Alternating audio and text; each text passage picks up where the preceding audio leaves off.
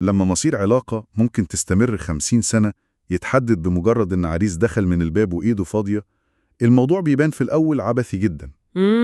يمكن يبان عبثي فعلا، بس في تفاصيل اللقاء الأول أو قعدة التعارف دي، الإيد الفاضية مش مجرد سهو خالص، دي بتعتبر إنذار نفسي خطير. عشان كده نقاشنا النهاردة بيفكك مقال اجتماعي لطيف جدا اسمه إزاي تدرسي خطيبك.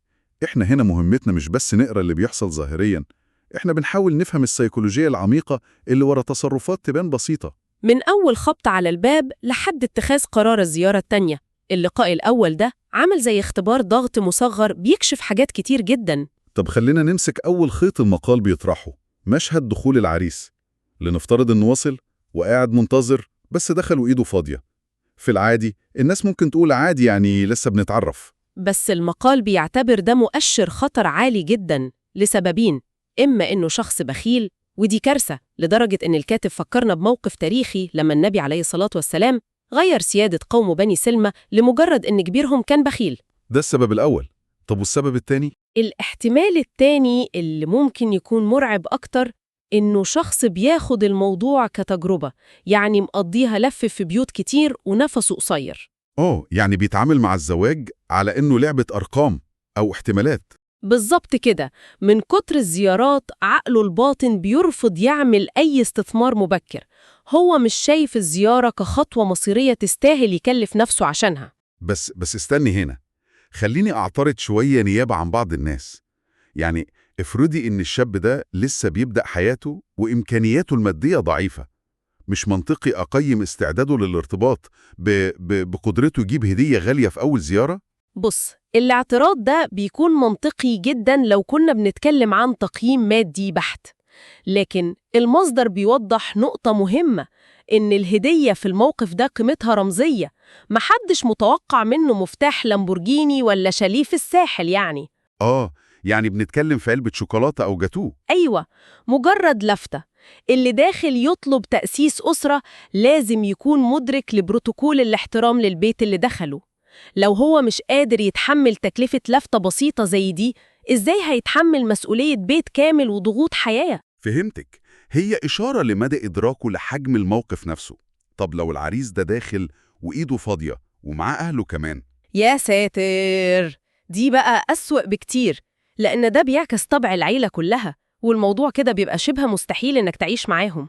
ده بينقلنا لقلب الحدث بقى، الرؤية الشرعية وخروج العروسة. المصدر بيوصف حالة الطرفين إنهم بيكونوا تحت ضغط وتوتر شديد، يعني غرقانين في شبر مية. ده حقيقي جدا، العقل بيكون شغال بأقصى طاقته تحت ضغط التقييم المتبادل، الحوار بيبقى غير مباشر والتركيز شبه معدوم. وعشان كده مسموح بطلب زيارة تانية للتأكد من تفاصيل غالباً سقطت في الزيارة الأولى.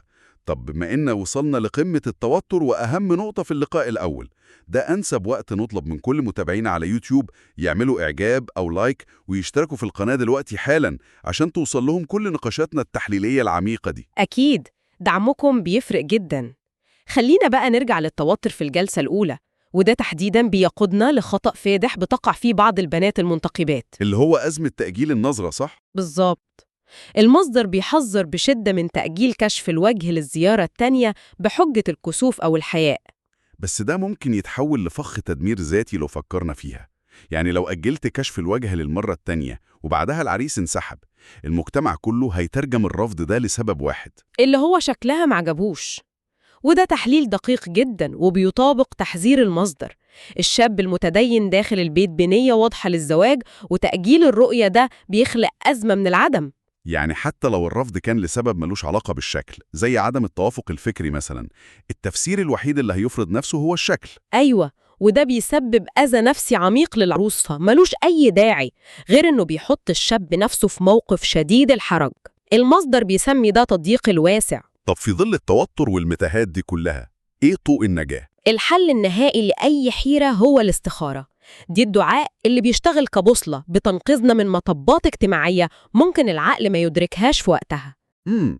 اللفة دي في سيكولوجية اللقاء الأول بتفتح الباب لتفكير أبعد بكتير. يعني لو كانت تفاصيل تبان سطحية زي علبة شوكولاتة أو توقيت كشف الوجه بتحدد مصير زيجات بأكملها، فإيه حجم القواعد الاجتماعية التانية اللي بنعتبرها بسيطة وهي في الحقيقة آليات معقدة جدا للحماية والبقاء؟ سؤال يستحق التأمل فعلا. عشان كده حابين نسألكم يا جماعة، إيه أغرب حاجة ممكن تعتبروها مؤشر خطر في أول زيارة؟